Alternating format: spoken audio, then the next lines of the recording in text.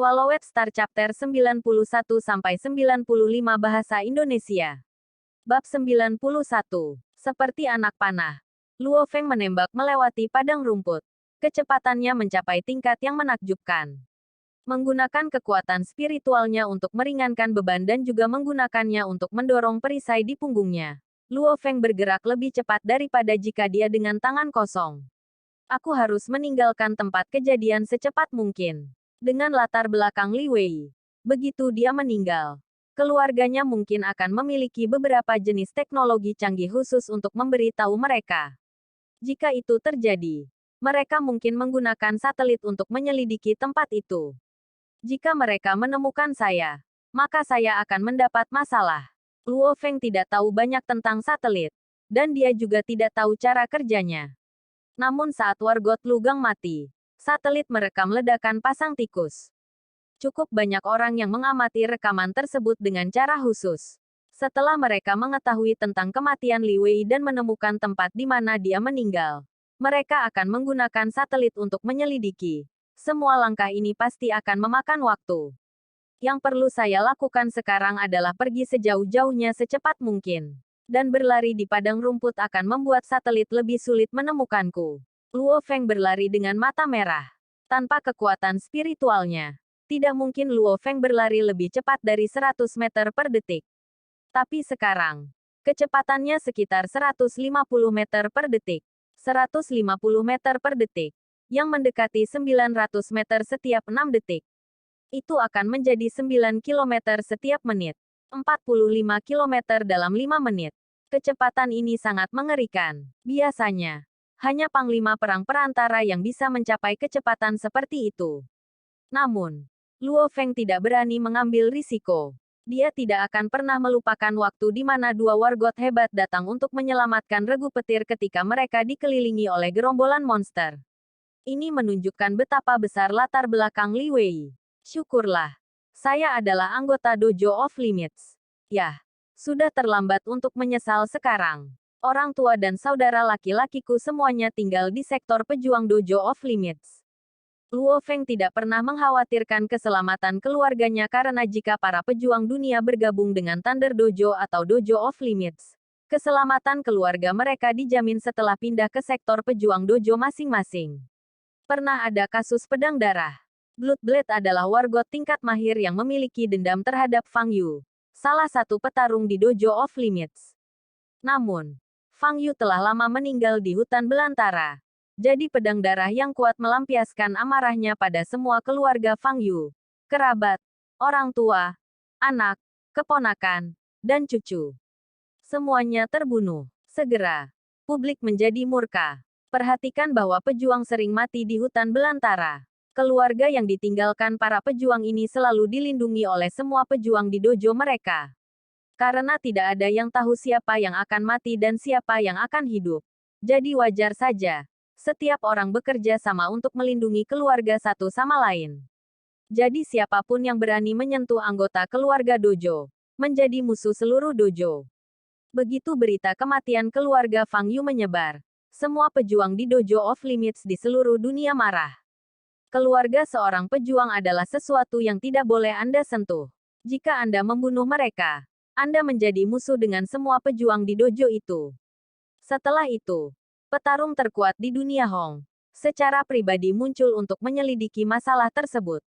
Setelah mengetahui bahwa pembunuhnya adalah Bloodblade, dia menggunakan semua jaringan informasi tidak hanya di semua pemerintahan di dunia, tetapi juga di aliansi SDM untuk mencari pejuang wargot tingkat lanjut yang melarikan diri ke hutan belantara. Setelah itu, seorang penyelidik yang otoritasnya hanya di bawah Hong, kepala instruktur dari markas besar dunia Dojo of Limits dikirim. Orang ini juga eksistensi yang melampaui level wargot. Penyelidik ini membawa 36 wargot yang mengejutkan bersamanya untuk memburu Bloodblade. Pada akhirnya, Bloodblade bunuh diri. Dia mungkin takut ditangkap dan disiksa. Setelah kejadian itu, pencipta dua dojo terbesar, Dojo of Limits dan Thunder Dojo Hong dan Dewa Petir bahkan menyelenggarakan dan menyiarkan di seluruh dunia pertemuan peringatan untuk keluarga Fang Yu. Kedua petarung terkuat absolut ini juga mengungkapkan kemarahan mereka dalam pertemuan memorial ini. Siapapun yang berani menyentuh keluarga petarung menyatakan perang melawan semua petarung di Dojo of Limits dan Thunder Dojo.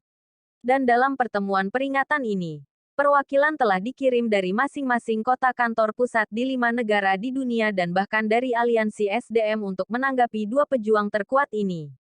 Sejak saat itu, tidak ada yang berani menyakiti keluarga pejuang. Setiap negara telah menetapkan hukum untuk melarang pejuang membunuh satu sama lain. Tapi seperti yang diketahui semua orang, tidak ada yang bisa mengendalikan apa yang terjadi di alam liar. Selain itu, pejuang sering bertempur di perbatasan hidup dan mati. Jadi begitu mereka memiliki dendam, itu normal bagi mereka untuk saling membunuh. Jadi pembunuhan antar pejuang, setiap organisasi hanya bisa berpura-pura mengabaikannya. Kecuali seseorang memiliki cukup bukti seperti video. Baru setelah itu, dojo atau pemerintah akan mengambil tindakan. Atau, mereka tidak akan menghadapinya. Namun demikian, jika dendam antara dua pejuang mulai mempengaruhi keluarga mereka, maka mereka menyeret semua kekuatan di seluruh dunia ke dalam konflik. Ayo masuk kota 023. Luo Feng menyerbu dari jalan raya ke kota terdekat. Kota 023.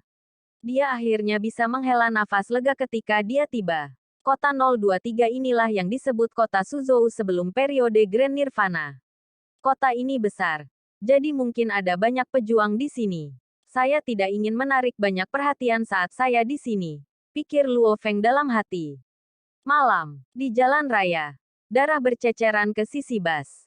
Mayat keempat anggota regu petir juga ada di tanah. 10 detik setelah pemuda campuran Li Wei meninggal, area dekat peti diseragam pertempuran. Mayat tanpa kepala Li Wei segera mengirimkan sinyal.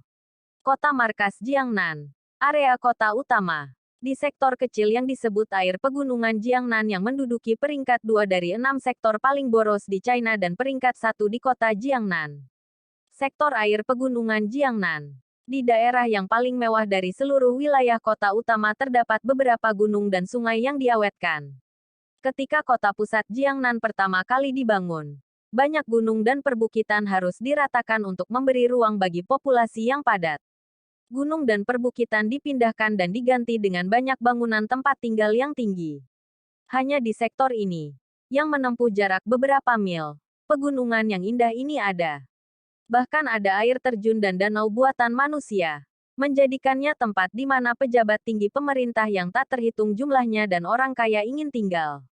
Anda tidak bisa masuk ke tempat ini hanya dengan uang. Anda tidak bisa masuk ke tempat ini hanya dengan kekuatan. Di seluruh China, ada 6 kota pusat.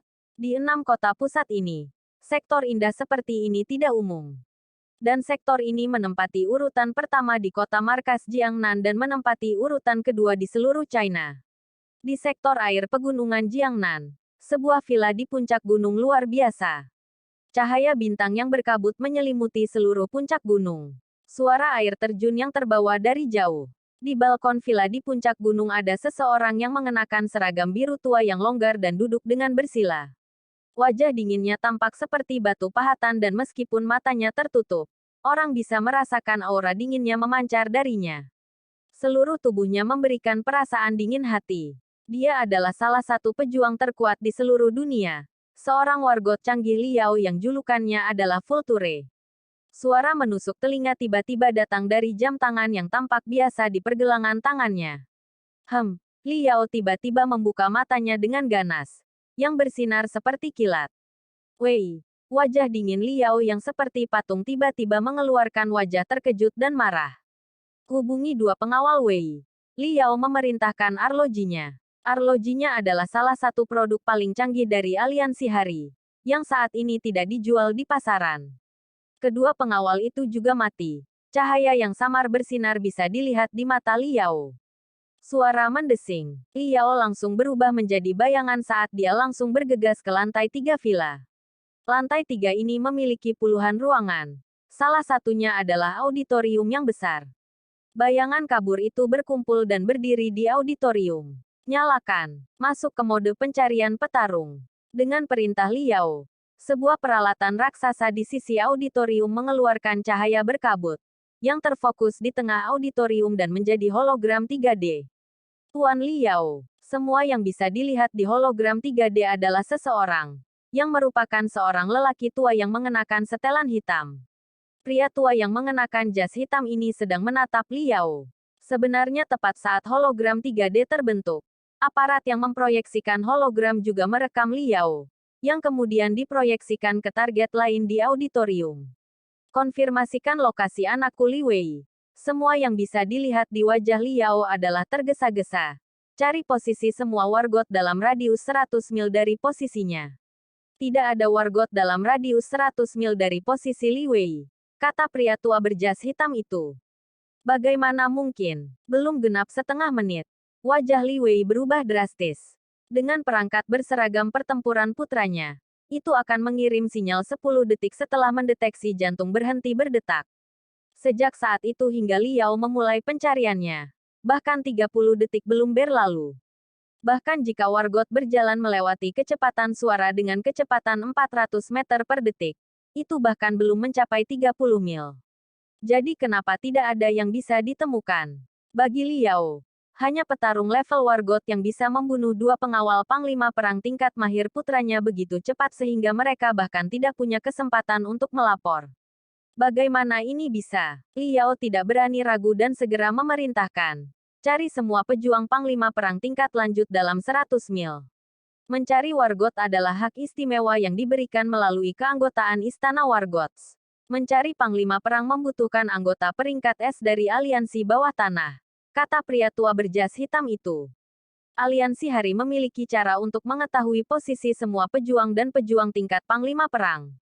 Namun, cara aliansi Hari untuk menemukan mereka agak licik.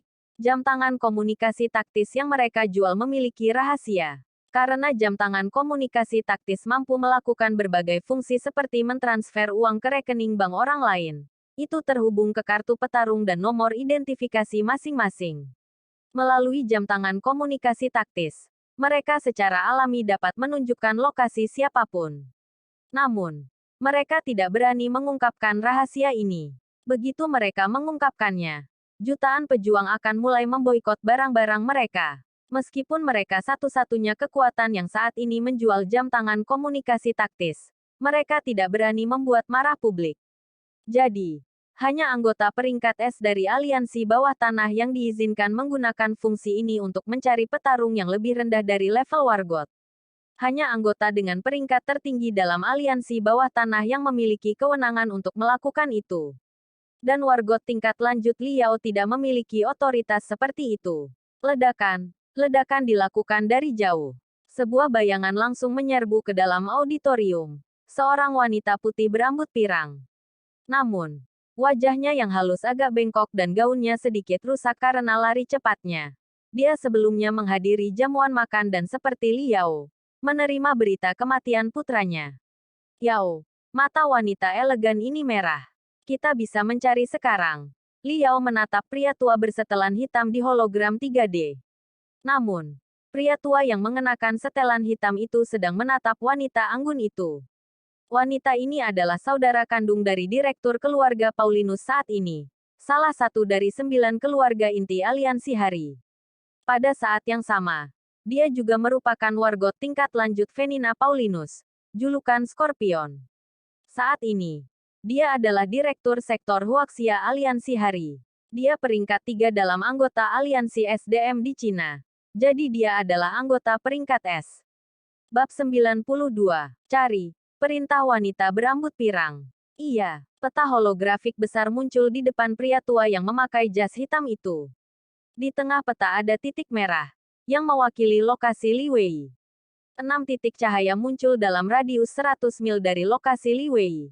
Ada 6 petarung level panglima perang tingkat lanjut dalam radius 100 mil. Selidiki masing-masing, dan tunjukkan masing-masing jarak mereka dari Li Wei. Perintah dingin Liao. Hologram sedikit bergetar 2 kali. Dan kedua hologram mulai menampilkan sejumlah besar informasi. 6 panglima perang tingkat lanjut. Selain 2 pengawal Wei. 4 lainnya berada di kota 003. Wajah Liao sangat tidak senang. Dia hanya memiliki 4 tersangka. Karena 2 lainnya sudah mati. Dari 4 ini, yang terdekat berjarak 20 mil. Dengan kecepatan seorang panglima perang tingkat lanjut, Sangat tidak mungkin baginya untuk berlari sejauh 20 mil dalam 1 menit. Yao, siapa yang membunuh Wei? Aksen Cina wanita berambut pirang itu memiliki sedikit aksen, tapi masih cukup fasih. Cari semua panglima perang perantara. Semua panglima perang pemula, kata Liao sambil mengatupkan giginya. Bagaimana mereka bisa menjadi panglima perang tingkat menengah atau pemula? Wajah wanita berambut pirang itu juga penuh dengan gugup. Dengan kalong dan kekuatan yang lain. Bagaimana mereka bisa mati sebagai panglima perang tingkat menengah atau pemula bahkan tanpa memiliki kesempatan untuk melapor? Diam. Liao tidak bisa menahan untuk memarahi. Wanita berambut pirang menahan keberatannya. Dalam radius 100 mil, ada 21 panglima perang tingkat menengah. Jawab pria tua bersetelan hitam itu. Pada peta holografik, 21 lampu yang sedikit lebih redup dari yang lain muncul. Ada 21 panglima perang tingkat pemula dalam radius 100 mil. Sekali lagi, titik-titik yang mewakili pejuang level panglima perang level rendah muncul di peta. Kata-kata Liao sepertinya hampir tidak bisa melepaskan giginya. Catat semua informasi tentang para pejuang ini, termasuk jarak mereka ke Li Wei. Juga, cari semua pejuang tingkat pejuang dan catat informasi mereka juga. Setelah itu, kirimkan ke saya dan Venina. Ya, pria tua yang mengenakan jas hitam itu membungkuk hormat. Liao melirik sejumlah besar titik berkedip di peta. Mereka padat dan hampir tak terhitung. Jelas, dibandingkan dengan pejuang yang diratakan oleh panglima perang, setidaknya ada 10 kali lebih banyak petarung level prajurit. Ratusan titik yang berkedip ini cukup terang. Dan salah satu dari ratusan titik berkedip ini adalah milik Luo Feng. Meskipun Luo Feng memiliki keterampilan seorang panglima perang tingkat pemula, menurut catatan pertempuran dan informasi di kartu petarung, dia masih seorang prajurit tingkat lanjut. Gunakan catatan pertempuran mereka untuk menentukan peringkat mereka, dan aktifkan satelit untuk mencatat posisi Li Wei, sela Venina. Karena cuaca, rekamannya tidak akan terlalu bagus. Sedangkan untuk rekaman profesional kami akan menyempurnakannya. Kami akan mengirimkannya dalam waktu setengah jam, kata pria tua berjas hitam itu. Sebenarnya, rekaman satelit tidak sehebat yang dibayangkan orang biasa. Ada banyak batasan. Salah satu yang utama adalah cuaca, yang berpengaruh besar pada kualitas rekaman. Tuan Liao, Direktur Venina, ada 8 panglima perang tingkat lanjut, 21 panglima perang tingkat menengah, dan ratusan panglima perang tingkat pemula dan pejuang tingkat prajurit. Semua informasi telah dikirim, kata pria tua yang memakai jas hitam itu. Liao dan Venina menundukkan kepala. Foto dan informasi dari berbagai pejuang melintas di jam tangan mereka, dan salah satunya adalah Luo Feng. Tentu saja, sebagai petarung level pejuang, dia sama sekali tidak menonjol. Setelah 3 menit, di atas puncak gunung yang diselimuti cahaya bintang, 2 pesawat tempur berbentuk UFO berwarna biru terbang dan membumbung tinggi di angkasa. Berbunyi, sinyal membaca, lulus. Baru setelah itu 2 pesawat tempur berbentuk UFO berwarna biru mampu meninggalkan sistem pertahanan kota. Jika sinyal mereka tidak terbaca dan mereka mencoba terbang, kedua pesawat tempur itu akan langsung ditembakkan oleh laser dan dilalap api. Di kokpit, Liao dan Venina sama-sama mengenakan seragam pertempuran. Masing-masing memiliki senjata sendiri. Dan wajah mereka sangat tidak senang. Pilot pesawat dan 6 bawahan wargot lainnya tidak berani bersuara. Mereka tahu bahwa sesuatu yang buruk telah terjadi. Putra satu-satunya dari pasangan suami istri yang dijuluki Herring dan Kalajengking telah terbunuh. Pasangan ini sama sekali tidak normal. Baik di lingkaran wargot atau di komunitas aliansi bawah tanah. Keduanya memiliki pengaruh dan kekuatan yang luar biasa. Yao, mungkinkah pemimpin gerombolan monster membunuh mereka?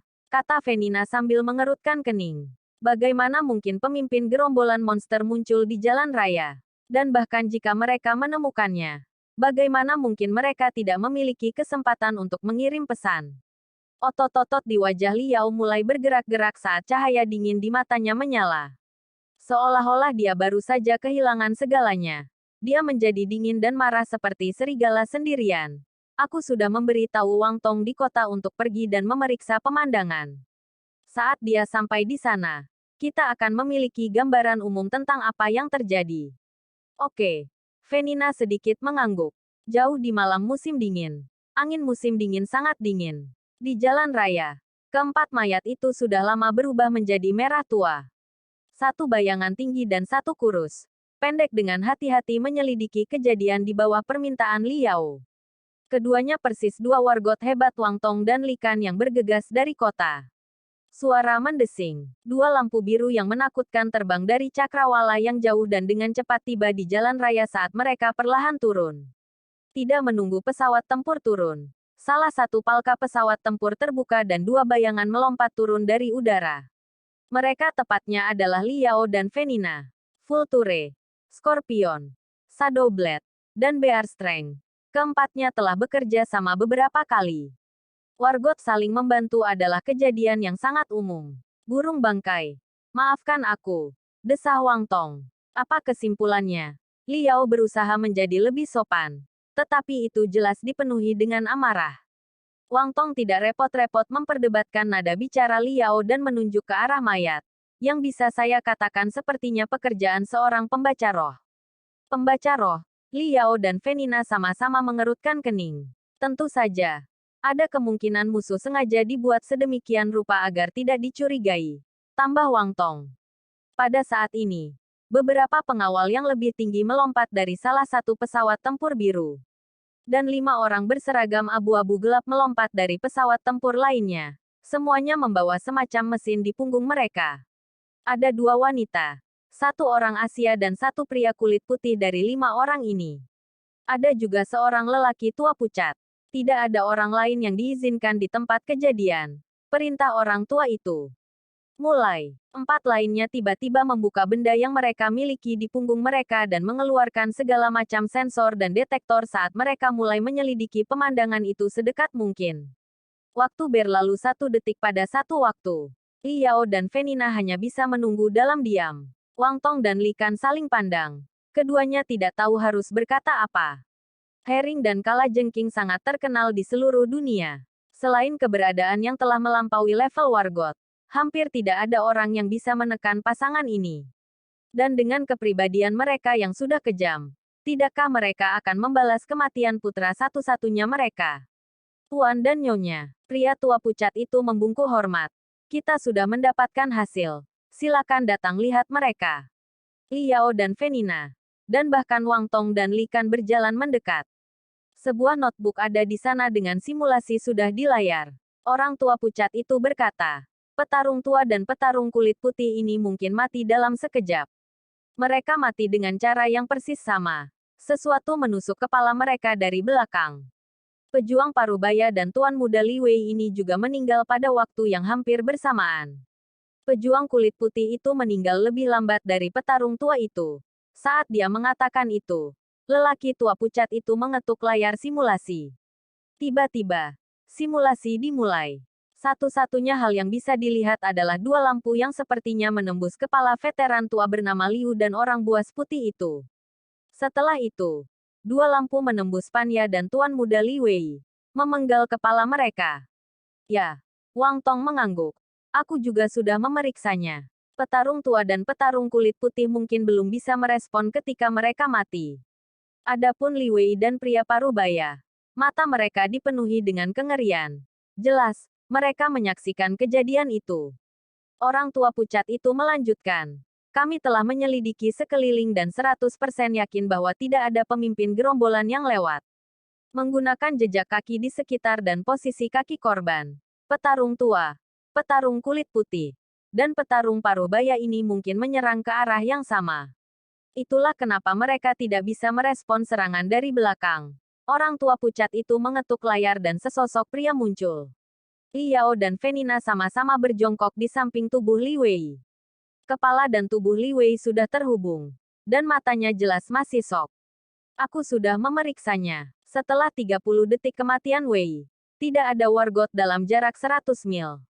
1 menit setelah kematian Wei, ada 4 panglima perang tingkat lanjut yang terdekat berjarak 25 mil, kata Liao dalam-dalam. Jadi si pembunuh pasti menyembunyikan kekuatannya. Kekuatan seseorang ditentukan oleh rekor pertempuran mereka. Meskipun beberapa orang yang sangat kuat telah membunuh monster yang sangat kuat, Mereka memberikan semua pujian kepada sekutu mereka. Tanpa catatan pertempuran, peringkat keterampilan mereka secara alami akan rendah. Itu satu kemungkinan. Pembunuhnya adalah petarung biasa dengan rekor pertempuran rata-rata yang kekuatan sebenarnya adalah Wargot. Kemungkinan kedua, pembunuhnya adalah pembaca roh yang menyembunyikan identitasnya sebagai pembaca roh. Seorang pembaca roh adalah 2 level di atas tingkat kebugarannya. Jadi orang ini bisa menjadi panglima perang tingkat pemula atau menengah. Tentu saja, kami tidak mengabaikan kemungkinan bahwa orang ini benar-benar pandai menyembunyikan keahliannya dan hanya muncul sebagai petarung level prajurit. Kata Liao rendah. Masih ada kemungkinan ketiga. Pembunuhnya adalah salah satu musuh saya. Seorang pejuang Wargot yang kuat. Dia tidak memakai jam tangan komunikasi taktis. Jadi saya tidak dapat menemukannya. Wargot biasanya sering membagikan informasi mereka. Jadi cukup banyak dari mereka yang tahu tentang rahasia di balik jam tangan komunikasi taktis. Mereka terlalu malas untuk memberitahu orang lain. Ketika mereka menjalankan misi rahasia, mereka tidak memakai jam tangan komunikasi taktis mereka. Diam. Di samping mayat Li Wei, hanya Liao yang berbicara. Mata Venina basah oleh air mata. Dan Wang Tong serta Li Kan menjaga jarak. Tidak peduli siapa, aku tidak akan pernah memaafkan orang yang membunuh anakku. Sebarkan berita kematian Wei ke seluruh dunia dan beritahu setiap pejuang. Kata Venina. Aku, Venina Paulinus, akan memberikan semua penghasilanku tahun ini. Hadiah 100 miliar. Kepada siapa saja yang bisa mengetahui siapa membunuh anakku dengan bukti yang cukup. Aku tidak percaya orang ini tidak punya keluarga atau teman. Selama dia mengatakan ini kepada seseorang. Selama dia mengucapkan sepatah kata pun dalam mimpinya atau saat mabuk. Selama dia tidak sengaja membiarkannya lolos dalam keadaan apapun. Maka, bahkan teman terdekatnya pun mungkin tidak akan merahasiakannya. Hadiah 100 miliar. Aku akan membuatnya tidak bisa tidur nyenyak lagi jika dia tidak sengaja menggumamkannya. Aku akan membuatnya tidak bisa minum alkohol lagi. Aku akan mengisi hidupnya dengan kengerian dan ketakutan. Kata Venina. Wang Tong dan Li Kan sama-sama menarik napas dalam-dalam. 100 miliar. Bonti raksasa ini bahkan dapat memobilisasi keberadaan Wargot yang tak terkalahkan. Ketahuilah bahwa bahkan monster level kaisar yang legendaris bahkan tidak bernilai 100 miliar. Jadi ini adalah hadiah astronomi. Dengan uang sebanyak ini, Anda bisa langsung menikmati semua kesenangan di dunia. Segala macam jaringan informasi dan kekuatan akan mencari si pembunuh demi hadiah ini. Bab 93. Manusia dapat dikendalikan oleh uang. Dan jumlah yang sangat besar dapat membuat seseorang menjadi gila. 100 miliar. Sangat kejam. Li Kan tidak bisa menahan untuk menarik napas dalam-dalam. Bahkan aku terpengaruh. Desah Wang Tong sambil menggelengkan kepalanya. Persis seperti yang kamu harapkan dari Direktur Sektor Huaxia.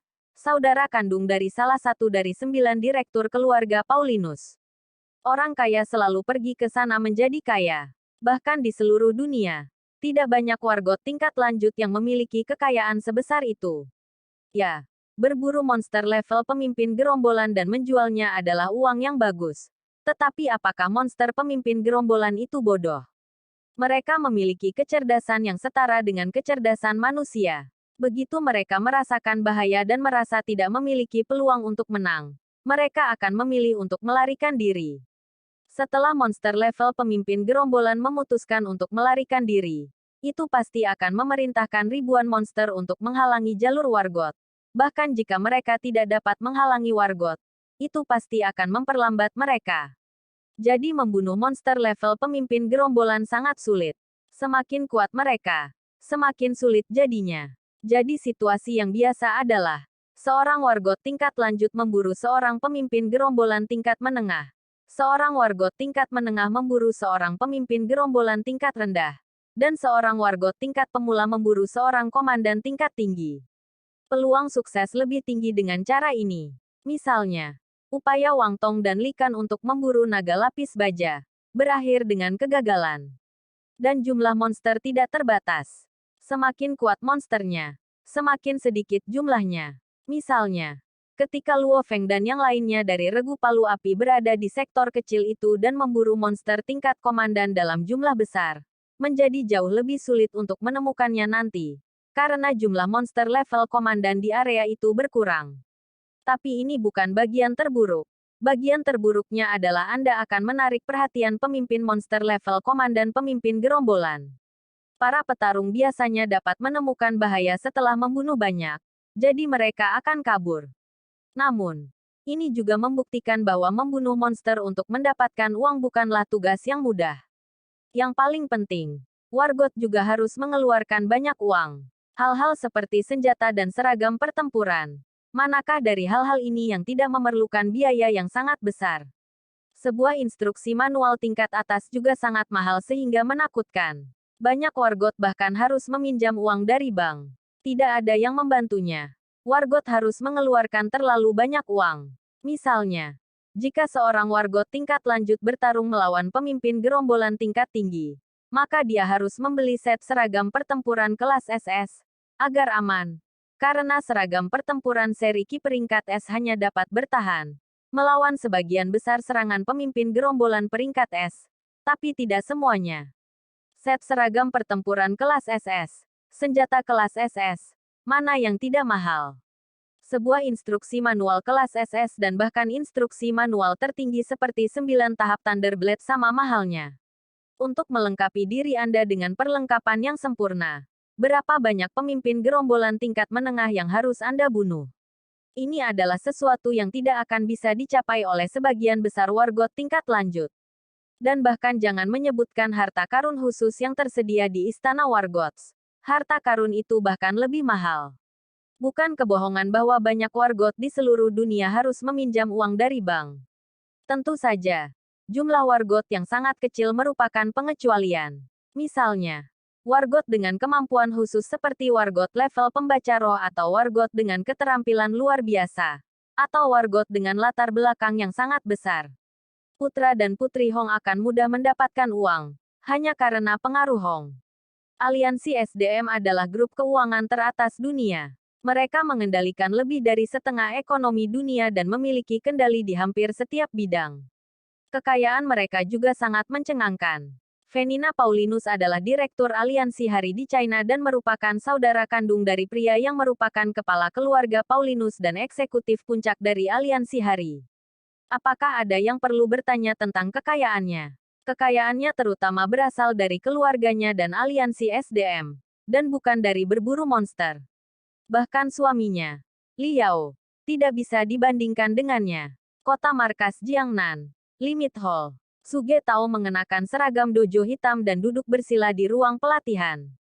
Seiring berjalannya waktu, cahaya pagi perlahan mulai menyinari ruangan. Suge Tao membuka matanya. Terbuka. Saat Suge Tao berbicara, proyektor itu memproyeksikan cahaya yang membentuk tampilan raksasa ke dinding.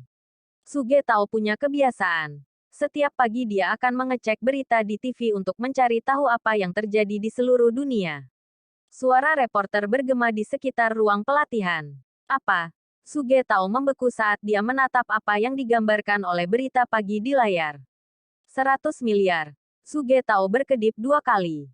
100 miliar. Suge Tao dengan keras berdiri saat detak jantungnya meningkat. Jumlah uang ini terlalu gila. Dia, salah satu dari 4 besar markas besar dojo batas kota Jiangnan, bahkan tidak bisa mengendalikan keterkejutannya. Hering dan kalajengking. Jadi pasangan itu.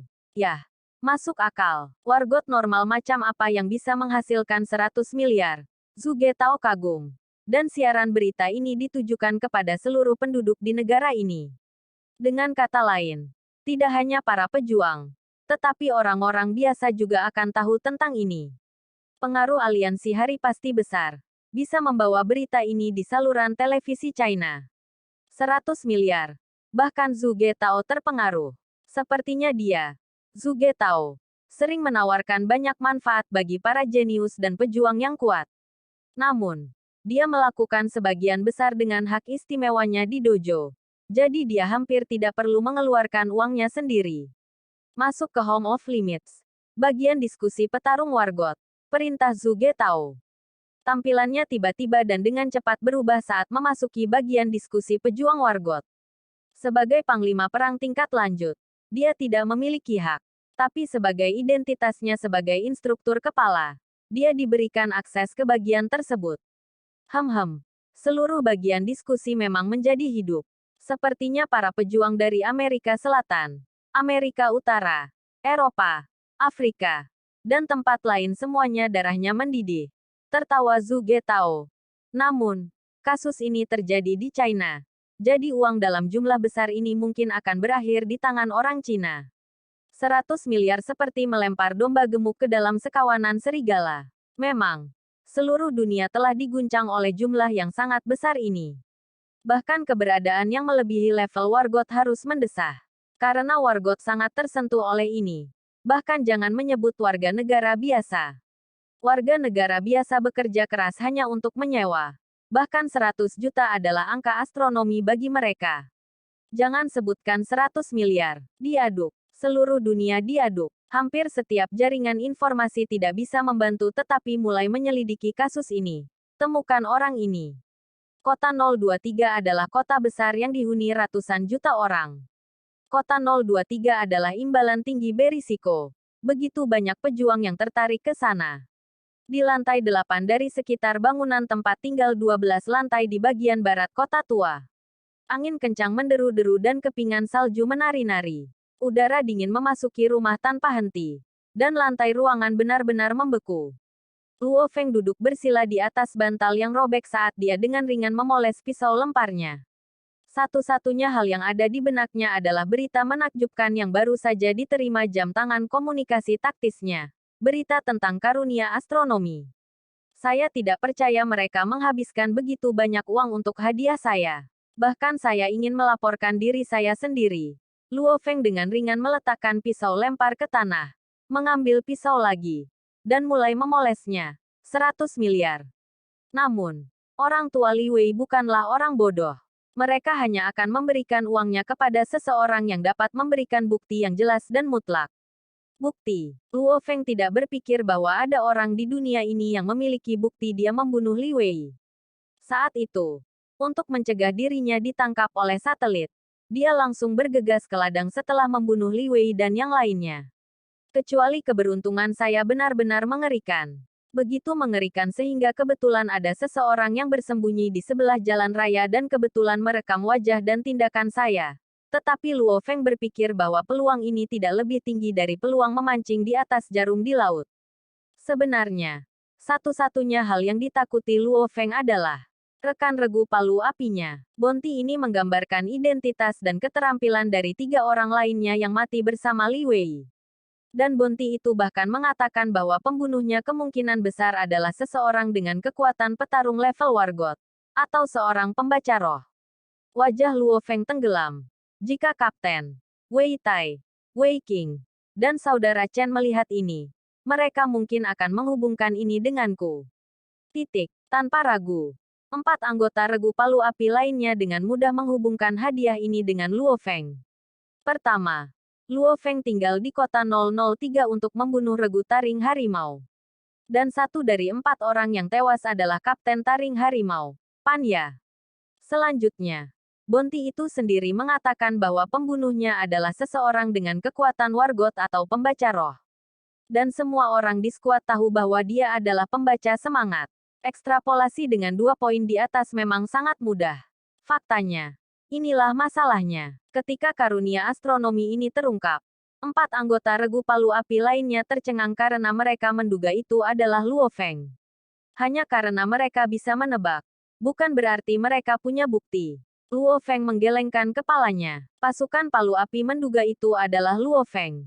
Dan beberapa Wargot menebak bahwa pembunuhnya adalah Wargot yang memiliki dendam dengan pasangan Vulture, Scorpion. Bagaimanapun, semua ini hanyalah tuduhan tanpa dasar. Tidak ada satu orang pun yang memiliki cukup bukti. Ketika Li Wei menghadapi bahaya terakhir kali, orang tua Li Wei langsung menemukan 2 Wargot terdekat dan meminta bantuan mereka. Cemberut Luo Feng. Dengan kata lain, orang tua Li Wei memiliki kekuatan yang cukup untuk segera menemukan para pejuang di suatu lokasi. Jika mereka dapat menemukan Wargot, maka panglima perang dan pejuang akan lebih mudah ditemukan. Dari sudut pandang Luo Feng, Menemukan wargot jauh lebih sulit daripada menemukan panglima perang dan prajurit. Mereka mungkin akan tahu bahwa saya tidak terlalu jauh dari tempat kejadian pada saat itu. Cemberut Luo Feng. Poin ini sangat tidak menguntungkan. Sebenarnya, Luo Feng tidak tahu bahwa wargot dapat menemukan wargot lain melalui sistem di Istana Wargot. Sebagian besar wargot pasti tidak dapat menemukan panglima perang dan pejuang lainnya. Namun, tebakan buta Luo Feng tepat sasaran. Karena orang tua Li Wei memang menemukan ratusan orang di sekitar daerah itu. Dan dia, Luo Feng, adalah salah satunya. Aku mungkin salah satu tersangka. Tapi karena aku lemah, kemungkinan tertangkap seharusnya sangat rendah. Cemberut Luo Feng. Namun, Kapten, Saudara Tai, Saudara King, dan Saudara Chen jika ada dari mereka mengungkapkan fakta bahwa aku tinggal di kota 003 untuk membunuh regu taring harimau dan fakta bahwa aku adalah pembaca roh. Kemudian, meskipun itu bukan bukti murni, orang tua Li Wei pasti akan membuatku menjadi tersangka nomor 1. Tiba-tiba, Luo Feng merasakan getaran di pergelangan tangannya. Dia menundukkan kepalanya dan melihat tampilan di jam tangan komunikasi taktisnya. Panggilan telepon dari Kapten Gao Feng. Luo Feng sedikit mengernyit. Bab 94. Mengapa Kapten memanggilku pada saat seperti ini? Angin menderu-deru dan salju turun di luar. Tetapi berbagai pikiran saat ini berkelebat di benak Luo Feng. Setelah menarik napas dalam-dalam, dia dengan ringan berkata, "Panggil ulang." Bip bip bip. Halo Luo Feng. Suara Kapten Gao Feng terbawa. "Kapten. Sesuatu terjadi," kata Luo Feng sambil tertawa. Suara Gao Feng segera tenggelam. "Saya yakin Anda melihat karunia astronomi. Itu seluruhnya 100 miliar. Pasti cukup untuk membuat pejuang yang tak terhitung jumlahnya menjadi gila. Terutama karena pemberitahuan itu mengatakan pembunuhnya adalah pejuang dengan salah satu wargot tingkat kekuatan atau pembaca roh. Apapun yang terjadi, Anda tidak boleh mengungkapkan identitas Anda sebagai pembaca roh. Atau Anda akan membawa masalah besar bagi diri Anda. Karena regu palu api dan regu taring harimau kita sudah masuk konflik. Dan salah satu dari 4 orang yang meninggal adalah Kapten Taring Harimau Panya. Anda akan dengan mudah dicurigai begitu orang mengetahui bahwa Anda adalah seorang pembaca roh. Ketika itu terjadi, Anda akan menjadi sasaran ribuan orang. Tidak peduli seberapa hati-hati Anda, hal yang tidak terduga selalu bisa terjadi. Saya mengerti, tapi karena saya tidak melakukannya, tidak ada yang perlu saya takuti. Namun Kapten, pembunuh ini cukup kuat. Dia mampu membuat keempat orang ini mati sebelum salah satu dari mereka dapat menghubungi pasangan itu. Dia sungguh kuat. Luo Feng tidak bisa menahan diri untuk tidak memuji. Dia memang kuat. Gao Feng pun memberikan pujiannya. Luo Feng melanjutkan. Dan sejak Panya meninggal, ini juga merupakan berita bagus. Pasukan pemadam kebakaran kami tidak akan berurusan dengan masalah apapun di masa depan. Memang ini cukup menguntungkan bagi kita. Aku hanya akan mengingatkanmu lagi. Hati-hati. Hati-hati. Dan bahkan lebih hati-hati. Kasus ini terlalu berat. Aku akan mengingatkan Chen Gu dan yang lainnya saat aku kembali. Jangan khawatir jika ada di antara mereka yang berani mengungkapkan apapun. Aku tidak akan mengampuni mereka. Oh ya, kapan kamu kembali ke kota markas? Bahan dari monster yang kami buru masih disimpan di sana dan kami menunggu kamu kembali untuk memutuskan bagaimana cara menangani mereka. Luo Feng tersenyum. Tadinya aku akan tinggal di alam liar lebih lama. Tapi karena Kapten Taring Harimau sudah mati, aku tidak punya urusan lagi. Aku akan kembali dalam 2 hari. Oke. Sampai jumpa nanti. Suara Gao Feng terdengar dari jam tangan komunikasi taktis. Sampai jumpa lagi. Luo Feng menutup telepon dan ekspresinya segera menjadi serius. Dari panggilan telepon ini, sepertinya Kapten sangat bersemangat untuk mengingatkannya. Setelah mendengar kata-kata Kapten itu, hatinya memang terasa hangat. Namun, satu hal dapat ditemukan setelah memikirkan hal ini. 4 anggota regu palu api lainnya dapat mencurigainya. Namun, tidak satu pun dari keempatnya memiliki bukti yang cukup. Apa yang bisa mereka lakukan berempat untuk kepercayaan Luo Feng? Cara terbaik bagiku untuk mempercayai mereka adalah jika tidak ada dari mereka yang memanggilku. Jika mereka tidak memanggilku, maka mereka tidak akan dapat menemukan bukti apapun. Luo Feng mengerutkan kening. Tapi kapten memanggilku dan sepertinya dia menghibur saya. Jika saya tidak berhati-hati, bersama dengan tekanan yang dibawa oleh 100 miliar, saya mungkin akan menjadi panas dan mengungkapkan segalanya kepada seseorang yang saya sayangi. Setelah Luo Feng memikirkan hal itu, dia tidak bisa menahan rasa takut. Memang, seorang pemuda yang bahkan belum mencapai usia 20 baru saja membunuh orang penting dan menerima karunia astronomi. Kebanyakan orang akan sangat gugup. Hubungan yang dalam dengan senior mereka akan dengan mudah menggerakkan mereka dan mereka mungkin akan menjadi panas dan membiarkan semua rahasia keluar. Menggunakan segala macam cara untuk bertanya padaku sebenarnya membuatku lebih berhati-hati. Dan kekhawatiran ini dengan mudah membuat orang lengah. Begitu aku mengungkapkan rahasianya, mungkin akan terekam jika kapten menggunakan alat perekam. Luo Feng mengambil sebuah napas dalam-dalam. Dengan informasi bahwa saya sedang memburu pasukan bertaring harimau dan identitas saya sebagai pembaca roh. Bersama dengan fakta bahwa orang tua Li Wei yakin bahwa saya adalah salah satu pejuang di dekat dan akhirnya bersama dengan rekaman. Bagaimana bisa ada begitu banyak kebetulan? Dengan bukti sebanyak ini, identitas si pembunuh praktis 100% dikonfirmasi. Luo Feng menarik napas dalam-dalam. Memang, jika dia mengakui fakta itu dengan mulutnya sendiri, maka dia akan mendapat masalah besar. Syukurlah, dia berada di bawah tekanan sejak dia masih muda. Dia bekerja dan bekerja untuk menjadi seorang pejuang. Setelah stres yang lama, dia mampu menangani lebih dari remaja biasa berusia 20 tahun. Waktu mengalir perlahan. Namun salju mulai turun semakin cepat, menyebabkan segala sesuatu yang terlihat tertutup putih bersih. Pada saat yang sama, suhu turun ke tingkat yang mencengangkan. Tak lama kemudian, waktu mencapai tengah malam. Di kamar kecil yang kotor, Luo Feng duduk bersila. Saya menerima total 2 panggilan telepon hari ini. Satu dari kapten dan satu dari Wei Qing. Kapten tampak sangat menghibur sementara Wei Qing tampak sangat shock. Pada sore hari, hal pertama yang dikatakan Wei Qing ketika dia menelepon adalah, "Sial, gila. Kapten baru saja menyuruh kami berhati-hati untuk tidak mengungkapkan identitasmu sebagai pembaca roh. Kamu tidak membunuh mereka berempat kan?" Panggilan telepon Wei Qing dan Gao Feng meningkatkan kecurigaan Luo Feng.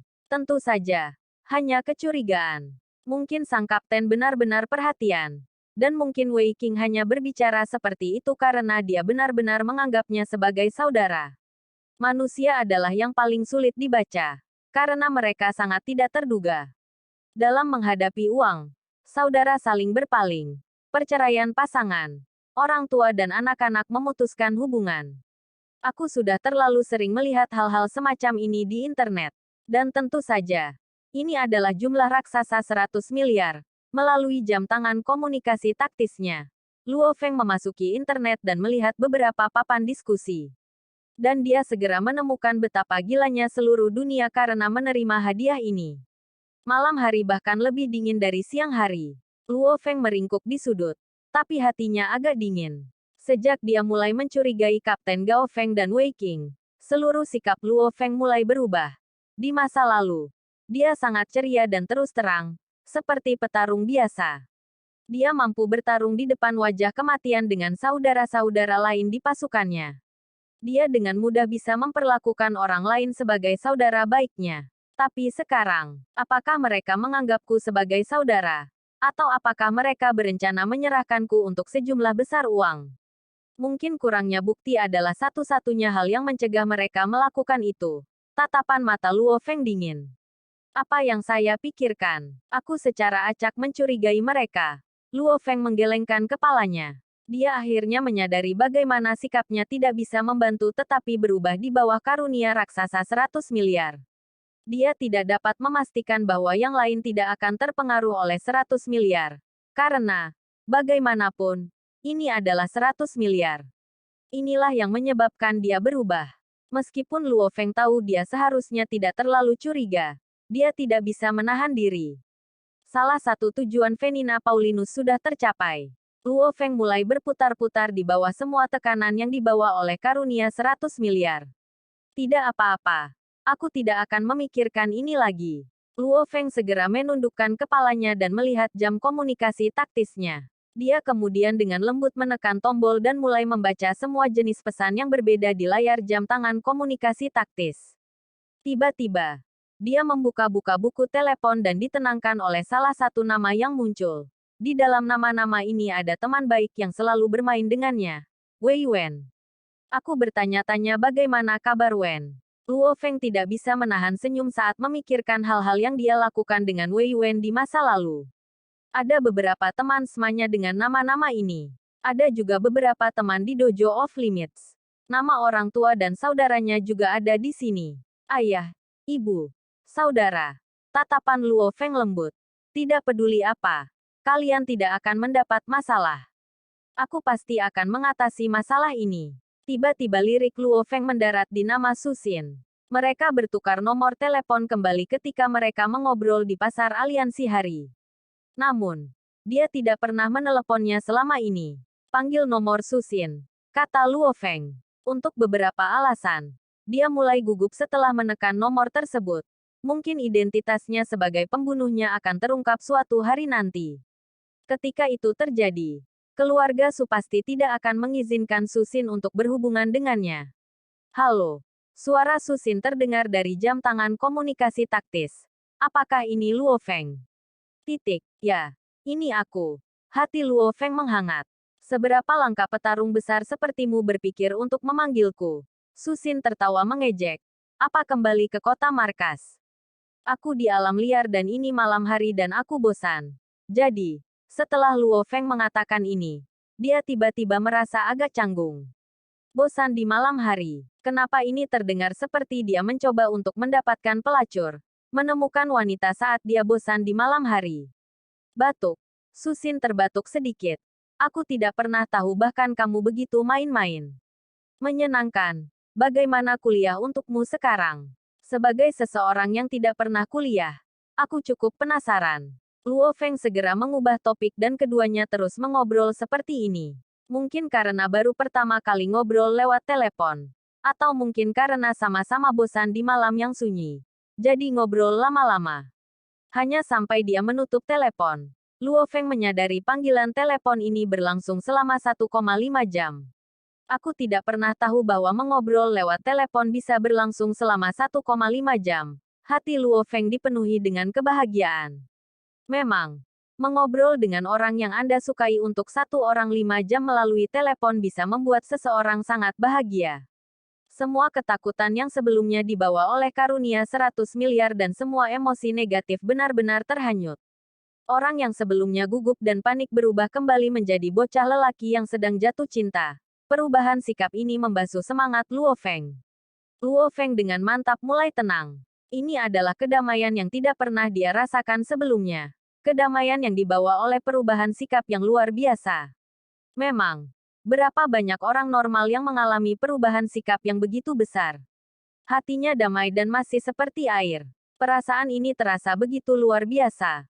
Luo Feng sangat menikmati perasaan yang belum pernah dia rasakan sebelumnya. Dan pada saat ini, dia memiliki dorongan-dorongan untuk melatih teknik pedangnya. Dia menarik keluar bilah bayangan dari sarung di punggungnya. Di malam yang dalam dan dingin ini, sementara orang yang tak terhitung jumlahnya tercengang karena karunia astronomi, Luo Feng mengayunkan pedangnya dan berlatih 9 tahap pedang petir di ruangan sebuah bangunan yang ditinggalkan di hutan belantara kota 003 dengan tak terduga kedamaian. Setiap ayunan pedang memberinya kenyamanan yang belum pernah dia rasakan sebelumnya. 1 ayunan. 2 ayunan. Kekuatan spiritual Luo Feng secara alami menyebar. Dan sedikit gerakan ayunan yang dikenakan ke area sekitarnya dengan jelas diperiksa oleh kekuatan spiritual. Cahaya dingin seperti salju perlahan melayang di sekitar ruangan. Bab 95. Setelah mengalami perubahan emosi yang luar biasa, kondisi pikirannya saat ini sangat jernih. Setidaknya untuk saat ini. Tanpa pikir panjang, seluruh tubuh dan pikirannya terfokus pada pedangnya. Setelah berlatih sebentar, Luo Feng mengerutkan kening dan berpikir sendiri saat dia menguji beberapa ayunan. Setelah itu, dia akan kembali berlatih. Berhenti sejenak dan berpikir sebentar. Lalu berlatih lagi. Perasaan keseluruhan ini seperti pengalaman Luo Feng dalam memecahkan masalah matematika saat dia masih terdaftar di sekolah. Untuk menyelesaikan soal matematika yang sangat sulit, Anda harus mencoba beberapa cara berbeda. Dengan informasi yang Anda ketahui, Anda akan terus memperbaiki upaya Anda sampai Anda menyelesaikannya. Soal matematika besar di tes sekolah menengah sangat sulit. Terkadang, Anda tidak dapat menyelesaikannya hanya dengan menghabiskan 1 atau 2 jam. Dan sekarang, Luo Feng mempelajari teknik pedangnya seperti sedang memecahkan masalah matematika.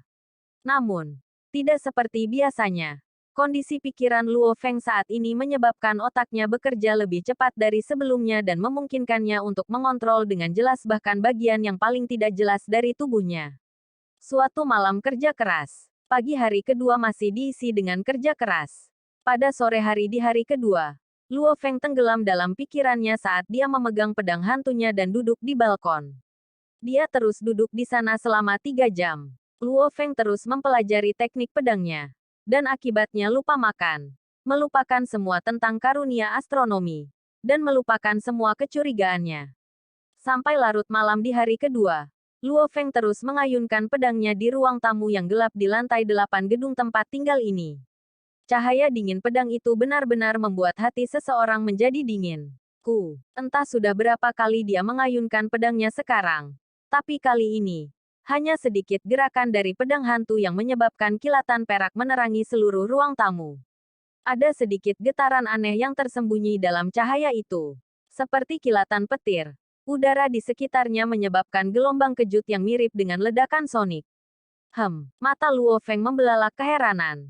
Berhasil. Aku benar-benar menyelesaikannya. Aku akhirnya menyelesaikan tahap ketiga dari 9 tahap Thunderblade. Luo Feng tidak bisa menahan diri untuk tidak meneriakkan kegembiraan dan kebahagiaan. Tahap ketiga dari pedang petir. Selesai tidak lama setelah pengumuman bounty astronomis. Setiap tahap dari 9 tahap guntur pisau semakin sulit. Dan saya baru saja berhasil menyelesaikan tahap kedua belum lama ini. Siapa sangka saya bisa menyelesaikan tahap ketiga secepat ini. Luo Feng tersenyum. Memang, saya harus berterima kasih kepada orang tua Li Wei. Jika Ibu Li Wei, Venina Paulinus tahu bahwa ini terjadi, dia mungkin akan meludahkan darah karena marah. The Nine Stage Thunderblade semakin sulit. Satu-satunya orang yang mampu menyelesaikan ke-9 tahap di bumi ini adalah Dewa Petir saja. Teknik pamungkas ini sangat kacau. Tahap ketiga adalah kekuatan Anda dikalikan dengan 28. Tingkat kebugaran Luo Feng saat ini menempatkannya di tingkat prajurit tingkat lanjut. Kalikan itu dengan 28.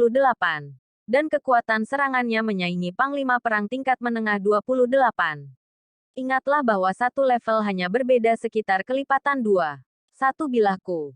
Bersama dengan 4 pengerahan kekuatan. Menyaingi Panglima Perang perantara.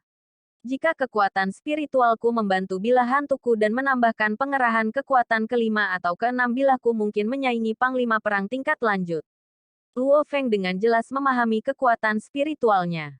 Jika Anda menggabungkan kekuatan spiritual dengan serangan Anda, kekuatannya akan lebih menonjol. Mengherankan. Kejutan tak terduga yang dibawa oleh karunia astronomi. Karunia astronomi memang membuat Luo Feng sangat tertekan. Beberapa orang bahkan bisa pingsan di bawah tekanan ini.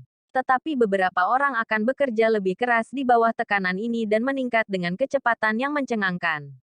Dan Luo Feng menerima peningkatan. Aku harus berterima kasih kepada orang tua Li Wei. Wajah Luo Feng penuh dengan kebahagiaan. Karunia astronomi itu memang menimbulkan ketakutan di lubuk hatiku dan membuatku merasa seperti ada yang bisa mengkhianatiku. Syukurlah. Aku menjadi bahagia setelah mengobrol dengan Susin. Perubahan besar ini membuatku sangat tenang. Hatinya masih seperti air. Dengan kata lain, tidak ada gangguan sekecil apapun. Tingkat ketenangan yang ekstrim ini sangat sulit dipertahankan dalam jangka waktu yang lama. Biasanya, orang biasa kadang-kadang bisa memasuki keadaan ini saat hidupnya dalam bahaya atau dalam keadaan darurat. Selama waktu itu, skill mereka akan meledak melewati batas biasanya. Misalnya, Luo Feng, yang benar-benar tenang dan tidak ragu sama sekali, berhasil melarikan diri dari dikelilingi oleh ratusan monster level komandan di pasar Super Family Mart hanya dalam waktu 12 detik. Namun, keadaan tersebut biasanya dapat dipertahankan hanya dalam 1 atau 2 menit. Namun, Dengan perubahan sikap yang luar biasa ini, dia berhasil bertahan dalam kondisi itu selama lebih dari 20 jam. Dalam 20 jam pelatihan pedang ini, ia berhasil menyelesaikan tahap ketiga dari 9 tahap pedang petir. Pada akhirnya, itu karena kegembiraannya yang kuat yang menyebabkan dia melarikan diri dari keadaannya saat ini. Hadiah astronomis pasti mempengaruhi saya. Menurut buku sejarah, sebagian besar kejatuhan kaisar kuno disebabkan oleh kecurigaan mereka terhadap menteri mereka. Kecurigaan mereka membuat mereka sakit dan karena itu menyebabkan kematian mereka. Kondisi mental Luo Feng juga naik ke level lain. Karunia astronomi juga memiliki pengaruh yang sangat kecil padanya sekarang. Kapten dan yang lainnya tidak memiliki bukti. Tanpa bukti, tentu saja mereka tidak akan dapat menerima hadiah tersebut. Jika mereka tidak dapat menerima hadiah tersebut, lalu mengapa mereka melaporkan sesuatu? Telinga Luo Feng sedikit bergerak. Lalu dia bergegas menuju balkon dan melihat ke bawah. Di bawah apartemen tempat tinggal ini ada lusinan monster yang berkumpul menuju gedung. Luo Feng membeku. Lalu tertawa. Sepertinya lolonganku setelah menyelesaikan tahap ketiga menarik cukup banyak monster. Sekarang, saatnya aku kembali ke kota markas. Setelah Luo Feng mengambil tas, pedang, dan perisainya, dia langsung melompat dari balkon lantai 8 dengan lompatan seperti kilat dan jatuh ke atap gedung apartemen 3 lantai di dekatnya. Setelah itu, dia menghilang dengan goyangan tubuhnya. Stasiun kereta. Stasiun kereta api selalu menjadi tempat yang paling ramai, sampai-sampai tidak masuk akal. Obrolan tak berujung menyebar ke seluruh area. Sebuah kereta panjang perlahan memasuki stasiun kereta dan saat rem kereta yang menusuk telinga datang dari rel, pintu kereta terbuka. Banyak penumpang, seperti sarden yang dimasukkan ke dalam kaleng keluar. Kota markas. Sekarang ini rumah. Luo Feng berjalan keluar dari pintu kereta dan tersenyum sambil melihat sekeliling. Saya kembali. Setelah mengendarai mobil pribadi Dojo of Limits, Luo Feng kembali ke sektor Mingyue setelah matahari terbenam. Sektor kecil ini masih sama seperti biasanya. Sepi seperti biasanya. Melalui jendela, Luo Feng melihat sejumlah besar penduduk mengobrol dan bersantai di sektor kecil. Berbunyi, mobil berhenti di depan limit hall. Luo Feng membuka pintu mobil dan keluar. Sekelompok besar orang dapat terlihat berdiri di depan pintu masuk aula batas. Ada cukup banyak pejuang dengan keluarga mereka, dan bahkan beberapa orang dari regu palu api. Tentu saja, saudara laki-laki dan orang tuanya juga ada di sini. Feng, Luo Hongguo dan Gong Xinlan tidak bisa menahan teriakan. Wajah Bro Luo Hua penuh dengan kebahagiaan. Papa Feng, Kapten gila. Tak sedikit juga petarung yang berteriak dengan semangat. Kapten, kalian juga di sini. Luo Feng tertawa dan berkata dengan nada heran. Kapten Gao Feng, Wei Tai, dan Wei Qing juga tertawa saat Gao Feng berkata, bukankah kau sudah memberitahu kami bahwa kau akan kembali 2 hari ini? Bagaimanapun juga, kita harus berurusan dengan material monster yang kita miliki. Lagi pula, kita sudah lama tidak melihat Zhang Tua. Jadi kami bersaudara bisa bertemu dan mengobrol. Luo Feng tersenyum sambil mengangguk. Kapten, saya akan mengobrol dengan kalian nanti malam. Saya akan kembali dulu. Baiklah. Gao Feng tersenyum sambil mengangguk dan melihat Luo Feng pergi. Dia berpikir dalam hatinya. Melihat wajah dan sikap Luo Feng. Sepertinya dia cukup bahagia dan santai dan sama sekali tidak ada tekanan sama sekali. Pelakunya mungkin sebenarnya bukan dia. Bahkan Gao Feng sendiri tidak tahu apa pikirannya sekarang. Dia tidak bisa membantu tetapi ingin menyelidiki dan mencari tahu apakah Luo Feng adalah pelakunya. Karena daya tarik 100 miliar terlalu besar. Dia tidak ingin Luo Feng menjadi pelakunya sehingga hatinya bisa tenang. Berapa banyak orang di bumi ini yang tidak hanya benar-benar bebas dari rasa khawatir, tetapi juga bahagia di bawah tekanan karunia astronomis. Paling tidak, akan sulit bagi seorang pemuda yang bahkan belum mencapai usia 20 tahun untuk melakukan hal seperti itu. Gao Feng menggelengkan kepalanya. Terserah. Aku tidak akan memikirkan ini lagi. Gao Feng harus mengakui.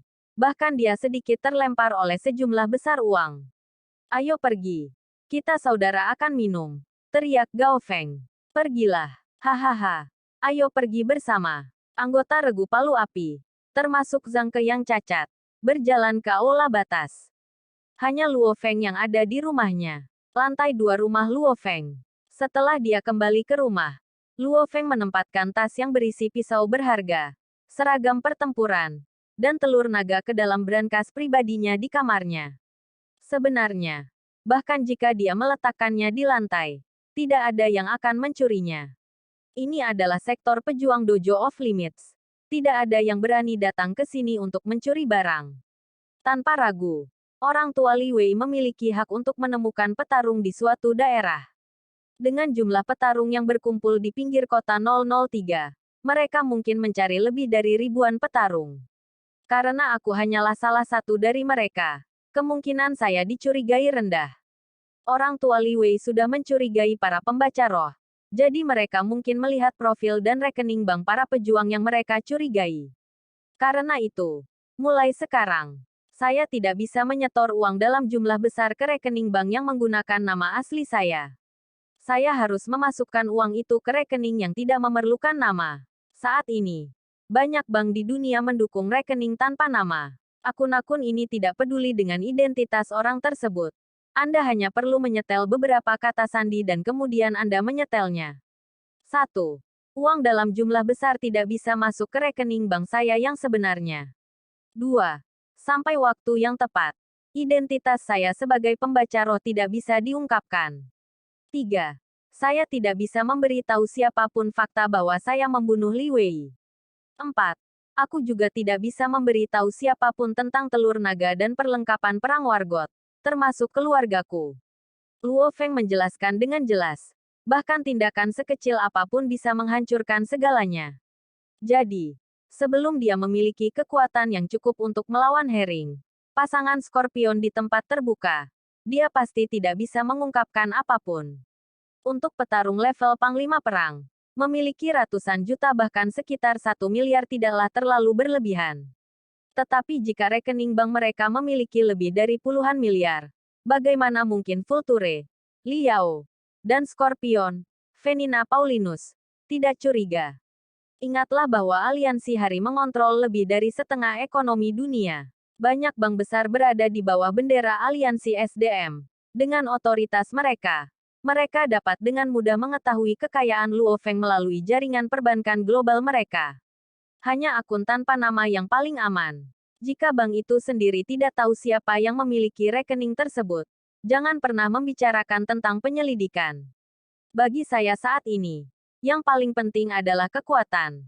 Jadi sebaiknya saya pergi dan membeli beberapa tahap 9 tahap pedang petir yang lebih maju. Luo Feng sedikit mengangguk. Saat ini, ponselnya mulai berdering. Halo Luo Feng.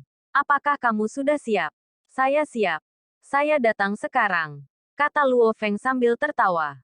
Kami berada di bar di Limit Hall. Kemarilah. Setelah menutup telepon, Luo Feng menuju ke balai batas di dalam sektor kecil.